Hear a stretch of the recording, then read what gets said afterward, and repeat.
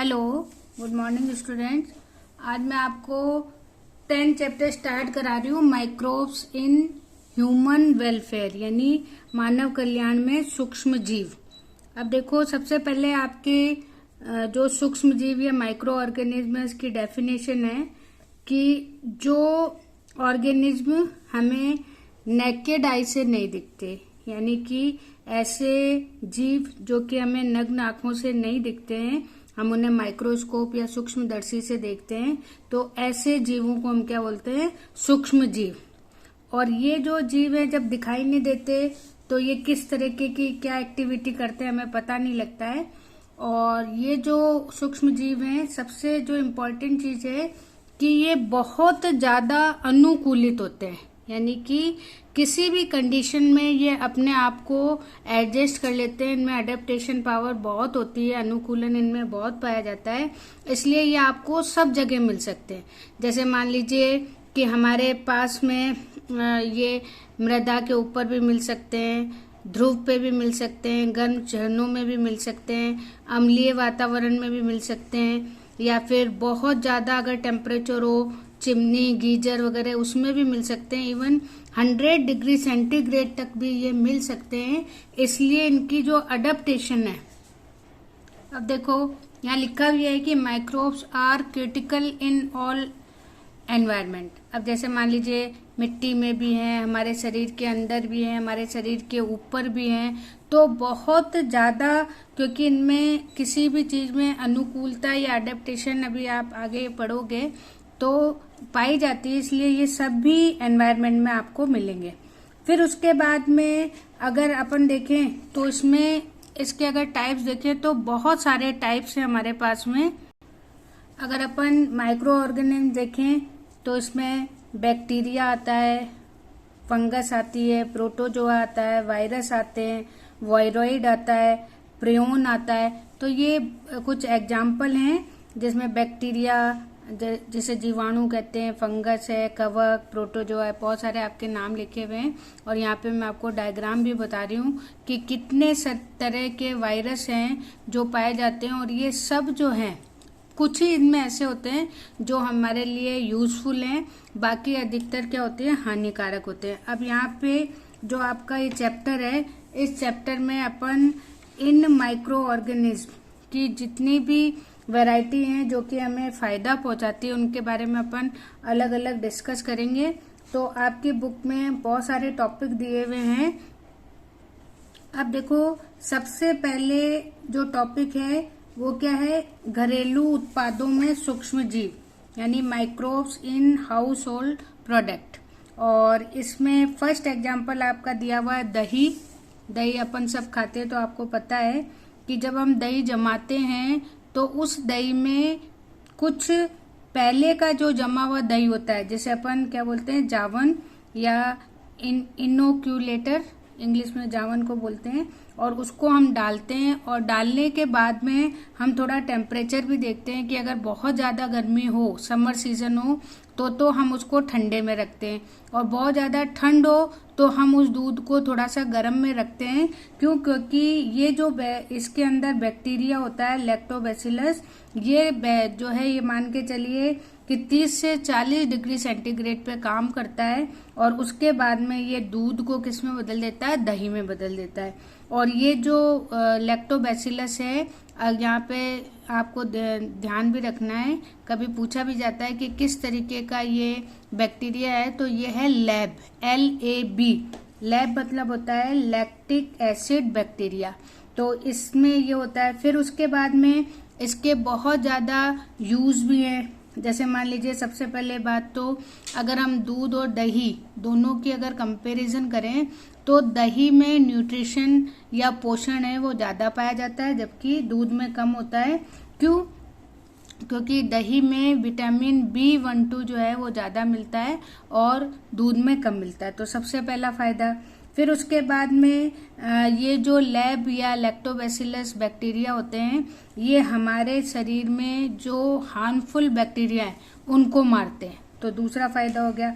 फिर उसके बाद में लैक्टिक एसिड है फॉर्मेशन होता है, तो जो शर्कर ये हमारी जो मिल्क है उसमें लैक्टोज शुगर या शर्करा पाई जाती है, जिससे ये किस में बदल देते हैं, लैक्टिक एसिड में। तो ये इनकी रासायनिक संरचना है जिससे कि हमारा डाइजेशन अच्छा होता है। फिर यहाँ पे आपके बुक में एक और एग्जाम्पल यहाँ दिया हुआ है, स्ट्रेप्टोकोकस थर्मोफिलिस, ये भी एक बैक्टीरिया है, और एक है लैक्टोबिलस बुल्गारिकस।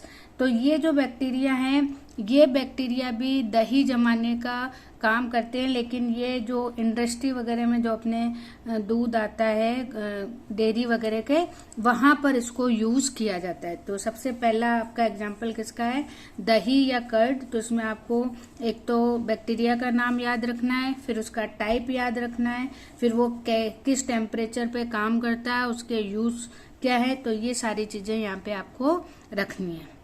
अब देखो इसमें जो दूसरा एग्जाम्पल है वो है डोसा इडली, जो आप लोगों को पता है साउथ इंडियन फूड होता है, और उसके अंदर दाल चावल इन दोनों को आटे को मिक्स किया जाता है। फिर उसमें जो बैक्टीरिया है, वो बैक्टीरिया यहाँ मैं आपको डायग्राम भी दे रही हूँ, ल्यूकोनोस्टॉक और एक होता है स्ट्रेप्टोकोकस फिकेलिस। ये दोनों बैक्टीरिया होते हैं, और इनसे जो है जिसको अपन बोलते हैं कि थोड़ी देर अगर अपन इसको लगा के रख देते हैं तो इसका जो आटा होता है उसमें थोड़ा स्पंज आ जाता है। और वो स्पंज किसके कारण आता है, क्योंकि यहाँ पे अनॉक्सी श्वसन यानी ऑक्सीजन की एब्सेंट में रेस्पिरेशन होता है, जिससे कार्बन डाइऑक्साइड, अभी जब आप श्वसन की क्रिया पढ़ोगे तब उसमें आएगा, तो इसमें कार्बन डाइऑक्साइड बनती है। और ये जो कार्बन डाइऑक्साइड के कारण ये कैसा हो जाता है, थोड़ा सा स्पंजी टाइप का इसका पेस्ट बनता है, फिर इससे ये चीजें बनाई जाती है। जैसे आपने इडली देखी है तो कितनी स्पंजी होती है, वो इसी बैक्टीरिया के कारण होती है। फिर देखो आजकल जैसे हम इतना लंबा प्रोसेस नहीं करके सीधा इनो डाल देते हैं, और इनो से जो है हमारी जो इडली होती है वो बिल्कुल स्पंज जैसी बनती है। तो ये भी जो है इनो में भी कार्बन डाइऑक्साइड बनता है, जिससे कि हमारी जो इडली है वो कैसी होती है, स्पॉन्जी होती है। तो वैसे अगर हम बैक्टीरिया देखते हैं तो कौन सा है, ल्यूकोनोस्टॉक। तीसरा आपके इसमें एग्जाम्पल दे रखा है ब्रेड, जो डबल रोटी होती है और सब जानते हैं इसको। तो डबल रोटी बनाने के लिए हम एक और सूक्ष्म जीव का उपयोग करते हैं, माइक्रो ऑर्गेनिज्म का, जिसको हम बोलते हैं यीस्ट। और अगर हम साइंटिफिक नेम देखें तो क्योंकि साइंटिफिक नेम कई बार पूछा जाता है, तो वो है सैक्रोमाइसिस सेरेविसी। यहाँ मैं आपको डायग्राम भी इसका बता रही हूँ। इसको भी आटे में डाला जाता है और फिर उसके बाद में यहाँ पे भी अवायवीय श्वसन या एरोबिक रेस्पिरेशन होता है, जिससे कि कार्बन डाइऑक्साइड बनती है और इथेनॉल बनती है। अब कई बार इसकी जो है केमिकल रिएक्शन भी आ जाती है। तो केमिकल रिएक्शन में जैसे आपको पता है कि ये जो ईस्ट है, उस ईस्ट में स्पेशल टाइप के एंजाइम होते हैं। कौन कौन से, एमाइलेज, माल्टेज और जाइमेज। और ये जो एंजाइम है, जैसे एमाइलेज है, तो एमाइलेज जो आटे के अंदर शर्करा या ग्लूकोज होती है पॉलीसैकेराइड, उसको बदलता है माल्टोज में। और जो माल्टोज है उसको मेल्टेज जो एंजाइम है वो एंजाइम बदल देता है ग्लूकोज में। और जो जाइमेज एंजाइम है वो ग्लूकोज को बिना ऑक्सीजन के प्रेजेंस में एथिल अल्कोहल और कार्बन डाइऑक्साइड में बदल देता है। तो ये इसकी केमिकल रिएक्शन है जो रेस्पिरेशन में अपन ने पढ़ी थी। तो उसी तरीके से यहाँ पर भी है कि कार्बन डाइऑक्साइड बनने के कारण, जैसे अपन ब्रेड देखते हैं तो उसमें छोटे छोटे से आपको छेद दिखाई देते हैं, तो वो इसीलिए होते हैं क्योंकि उसमें पहले कार्बन डाइऑक्साइड भरी होती है और जब वो सूख जाती है तो उसमें से उसका जगह तो रह जाता है और वो वहां से बाहर निकल जाती है। तो ये प्रोसेस होता है किसका, ब्रेड बनाने का, और उसमें यूज किया जाता है ईस्ट को। नेक्स्ट अपने पास में एग्जाम्पल है, जो हिंदी वाली बुक है उसमें पनीर लिखा हुआ है, लेकिन पनीर की जगह ये होना चाहिए चीज। तो ये जो चीज है, हालांकि पनीर तो सिंपल ही अपना बन जाता है, लेकिन यहाँ पे जो प्रोसेस है वो किसका दिया हुआ है, चीज का दिया हुआ है। तो इसमें भी जो दूध है, उस दूध को माइक्रो ऑर्गेनिज्म से किस में चेंज किया जाता है, चीज के अंदर चेंज किया जाता है। और आजकल आपने देखा है कि बहुत सारा जो है चीज को यूज किया जाता है। और ये जो चीज है ये भी अलग अलग तरीके का होता है। अलग अलग तरीके मतलब इनकी स्मेल अलग अलग तरीके की होती है। जैसे आपकी बुक में एग्जाम्पल भी दिया हुआ है कि जो स्विच चीज है जो सबसे ज्यादा थोड़ी सी आप कहोगे हार्ड होती है और वो बनाई जाती है प्रोपियोनिबैक्टीरियम से। और जो रॉक्यूफोर्ड चीज होती है वो थोड़ी सी सॉफ्ट होती है, वो बनाई जाती है पेनिसिलियम से। फिर उसके बाद में कॉमिक बर्ड चीज दी हुई है जो बहुत सॉफ्ट होती है, ये भी पेनिसिलियम से बनाई जाती है लेकिन इसकी वैरायटी अलग होती है। उसके बाद में लिम बर्गर चीज जो बर्गर में यूज की जाती है जो बहुत ज्यादा सॉफ्ट होती है, वो बनाई जाती है स्ट्रेप्टोकोकस से। और फिर एक होती है चीडर जिसको ये भी थोड़ी सी हार्ड होती है, जिसे बनाई जाती है जियोट्राइकम से। तो इस तरीके से यहाँ पे कुछ आपको डायग्राम में भी दिख रही हैं कि अलग अलग तरीके की चीज होती हैं और इनको बनाने के लिए अलग अलग जो माइक्रो ऑर्गेनिज्म है उसको यूज किया जाता है। नेक्स्ट इसमें देखो एक एग्जाम्पल है टोडी। ये कई बार आपने नाम सुना होगा।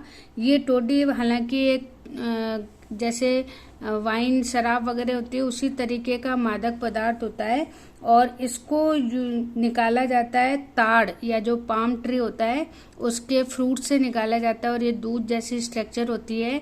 और इसको फर्मेंट करके इसका किण्वन क्रिया करके, यहाँ देखो आपको प्रोसेस भी दिख रहा है, व्हाइट कलर का दूध जैसा है। और फिर इसको किण्वन क्रिया करके मादक पदार्थ या बेवरेज बनाया जाता है जिसे हम बोलते हैं टोडी। तो ये अधिकतर जैसे साउथ वगैरह है वहां पे ज्यादा यहाँ जो है यूज किया जाता है। नेक्स्ट एग्जाम्पल है कि यहाँ पे आपको दिख रहा है टोफू। जैसे पनीर होता है वैसा ही ये होता है, लेकिन ये दूध से नहीं, ये सोयाबीन का जो मिल्क होता है उस मिल्क से तैयार किया जाता है। और ये भी जैसे दाल आपको पता है सोयाबीन है तो उसमें बहुत ज्यादा प्रोटीन होता है, तो इसी तरीके से जो ये टोफू है इस टोफू में भी बहुत ज्यादा प्रोटीन मिलता है। फिर एक एग्जाम्पल है सोया सॉस। ये भी आप लोग अच्छी तरीके से जानते हो और इसको भी सोयाबीन्स और गेहूं वगैरह से बनाया जाता है। और इसमें एस्परजिलस या लैक्टोबैसिलस, सैक्रोमाइसिस, इन सारे जो माइक्रो ऑर्गेनिज्म हैं इनको यूज किया जाता है और उससे जो है सोया सॉस बनाई जाती है। नेक्स्ट एग्जाम्पल है योरगट। योरगट क्या होता है, इसमें देखो एक्चुअली ये दही होता है, लेकिन जो हम दही यूज करते हैं वो दही बनाया जाता है लैक्टोबैसिलस से। और ये जो है वो स्ट्रेप्टोकोकस थर्मोफिलस से बनाया जाता है। और ये जो अलग अलग कंपनीज वगैरह बनाती हैं तो चीज वही है, थोड़ा सा अंतर है दही और योरगट में, कर्ड और योरगट में। अब देखो फूड प्रोडक्ट के बाद में अपन सेकंड लेते हैं कि औद्योगिक उत्पादों में सूक्ष्म जीव यानी कि माइक्रोब्स इन इंडस्ट्रियल प्रोडक्ट। और इसमें आपके जो फर्स्ट एग्जाम्पल है वो किसका दिया हुआ है, किडविट पेय या फर्मेंटेड बेवरेज का। अब देखिए जैसे आपको पता हुआ है केमिस्ट्री में आपने पढ़ा भी है, एक फर्मेंटेशन प्रोसेस होती है जिसे किण्वन क्रिया कहते हैं।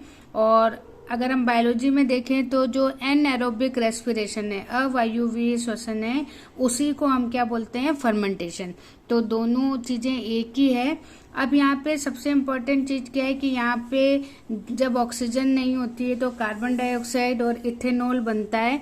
तो वही प्रोसेस है कि जब हम कोई भी एग्जाम्पल जैसे वाइन, विस्की और ये इस तरीके की चीजें हैं, रम, बियर, ये चीजें बनाने के लिए हम वही ईस्ट को ही काम में लेते हैं जो कि हमने ब्रेड में ली थी। और इसका उपयोग करके फिर फर्मेंटेशन प्रोसेस से जो है इन चीजों को बनाया जाता है। अब यहाँ पे देखो जो ईस्ट है उस ईस्ट के दो नाम और है, इसको हम बेकर ईस्ट भी कहते हैं। जब हम ब्रेड बनाते हैं तो इसको हम बेकर ईस्ट बोलते हैं। और जब बेवरेज वगैरह बनाते हैं, मादक पदार्थ बनाते हैं, तो हम इसे बीवर्स ईस्ट कहते हैं। और इसमें भी देखो वही क्रिया आपको दिख रही है कि जो ग्लूकोज है वो ग्लूकोज ग्लाइकोलिसिस प्रोसेस द्वारा पायरुवेट में बदलता है, और एसिटाल्डिहाइड, क्योंकि अब ऑक्सीजन नहीं होती है तो एसिटाल्डिहाइड किस में बदल जाता है, इथेनॉल में। तो एनएरोबिक रेस्पिरेशन है, तो ये प्रोसेस से जो है कोई भी फर्मेंट या किण्विक पेय पदार्थ को बनाया जाता है। अब यहाँ पे भी अगर केमिकल रिएक्शन है तो आप नॉर्मल कर सकते हो कि जो ग्लूकोज है वो किस में चेंज होता है, इथेनॉल और कार्बन डाइऑक्साइड में। उसके बाद में आपके बुक में एक बहुत इम्पॉर्टेंट चीज़ है और कभी क्वेश्चन आता भी है कि जैसे वाइन और बियर ये जो बनाते हैं ये बिना आसवन विधि, केमिस्ट्री में आपने डिस्टिलेशन या आसवन विधि पढ़ी होगी, तो इनका निर्माण तो किया जाता है बिना आसवन के। लेकिन विस्की, ब्रांडी, रम, ये जो इस तरीके के पेय पदार्थ हैं उनको बनाया जाता है आसवन या डिस्टिलेशन प्रोसेस से। तो यहाँ पे ये एक डिफरेंस कभी कभी पूछा जाता है। फिर उसके बाद में तरह तरह की चीजें, जैसे अभी आपको बताया कि किस तरीके से जो है ईस्ट का यूज करके इन चीजों को बनाया जाता है। तो ये जो पेय पदार्थ होते हैं उन पेय पदार्थों का नाम भी अलग अलग है, कि जैसे जौ यानी बारले से जो बनाई जाती है उसे हम बोलते हैं बियर, जो फलों के रस से, फ्रूट जूस से बनाई जाती है उसे बोलते हैं ब्रांडी, और जो अपने गेहूं वगैरह से बनाई जाती है, अनाज से बनाई जाती है उसे बोलते हैं विस्की। फिर जो एप्पल या सेब है उससे जो बनाई जाती है उसे बोलते हैं वोदका, और जो काजू से बनाई जाती है उसे बोलते हैं फेनी। तो ये अलग अलग नाम हैं जो कि चीजों के हैं, तो ये भी कभी कभी पूछा जाता है। अगला एग्जाम्पल है प्रतिजैविक पदार्थ या एंटीबायोटिक्स, बहुत इम्पोर्टेंट है। और ये जो है एंटीबायोटिक का मतलब होता है, वैसे हिंदी में अपन बोलते हैं प्रतिजैविक, और अगर हम इसका मीनिंग देखें, इसका अर्थ देखें तो इसका मतलब होता है विरोध जैविक। एंटी मतलब विरोध और बायोटिक मतलब जैविक। तो ऐसे पदार्थ जो कि जो सूक्ष्म जीव हैं उनको मारने का काम करते हैं। हमारे शरीर में भी जब कोई बीमारी होती है तो हम एंटीबायोटिक्स लेते हैं, यानी कि एंटीजन को मारने का जो काम होता है वो किसका होता है, एंटीबायोटिक्स का। पहले भी मैंने आपको बताया था कि एंटीजन मतलब हमारा दुश्मन और एंटीबॉडी मतलब सोल्जर। तो जब भी हमारे शरीर के अंदर एंटीजन होते हैं तो उसको मारने के लिए हम क्या लेते हैं, एंटीबायोटिक्स। अब यहाँ पे देखो 20th जो सेंचुरी है 1928 में 1928 में अलेक्जेंडर फ्लेमिंग, इसको बहुत इम्पोर्टेंट कर लेना, ने सबसे पहले एक एंटीबायोटिक बनाई थी और वो बनाई थी पेनिसिलिन। और किससे बनाई थी, पेनिसिलियम जो कवक होता है उस कवक से जो है सबसे पहली एंटीबायोटिक बनी थी पेनिसिलिन। और पेनिसिलिन नोटेटम ये फंगस का नाम था। और इन्होंने क्या करा था, ये बैक्टीरिया पे काम कर रहे थे, स्टेफिलोकोकस ऑरियस, इस बैक्टीरिया का ये कल्चर कर रहे थे, यानी संवर्धन कर रहे थे, इसको बढ़ा रहे थे। लेकिन किसी कारणवश जो है इसका कल्चर नहीं हो पा रहा था। जब इनने देखा कि क्यों नहीं हो पा रहा तो इस पे इन्होंने पेनिसिलियम फंगस को देखा, तो इन्हें पता लगा कि पेनिसिलियम फंगस में कोई ऐसे रसायन है जिसके कारण इस बैक्टीरिया की वृद्धि या कल्चर नहीं हो रहा है। तब इन्होंने इस केमिकल को निकाला और पहला एंटीबायोटिक बनाया। और ये जो एंटीबायोटिक है इसको बनाने में इनके साथ में अर्नेस्ट चैन, हार्वर्ड फ्लोरे ये सब भी साथ में थे। इसलिए इनको 1945 का जो सेकेंड वर्ल्ड वॉर हुआ था उसमें इसको बहुत ज्यादा यूज में लिया गया था इस दवाई को। और फिर इन्हें 1945 में ही जो है नोबेल पुरस्कार या नोबेल अवार्ड दिया गया था इस एंटीबायोटिक के लिए। तो ये थोड़ा इम्पोर्टेंट है तो इसको अलग से कर लेना। और उसके बाद में मान के चलिए आज लगभग 7000 से भी ज्यादा एंटीबायोटिक्स जो है हमने डिस्कवर कर लिए हैं, और उनका जो यूज है वो बहुत जो खतरनाक बीमारियां हैं उन बीमारियों में यूज किया जाता है, जैसे ब्लैक काली खांसी है, प्लेग है, गलघोटू है, डिप्थीरिया है, इन सब चीजों में आज उनका यूज किया जाता है। तो एंटीबायोटिक हमारे लिए एक मिरेकल, या आप ये कह सकते हो कि एक बहुत मिरेकल मतलब बहुत ऐसी चीज है जिसको कि हम आज तक यूज करते आ रहे हैं और बहुत सारी जो बीमारियां उसमें उसको यूज करते हैं। तो आज मैं इतना करा रही हूँ आपको, उसके बाद अपन और भी अलग अलग चीजें इसमें लेंगे। Okay, thank you.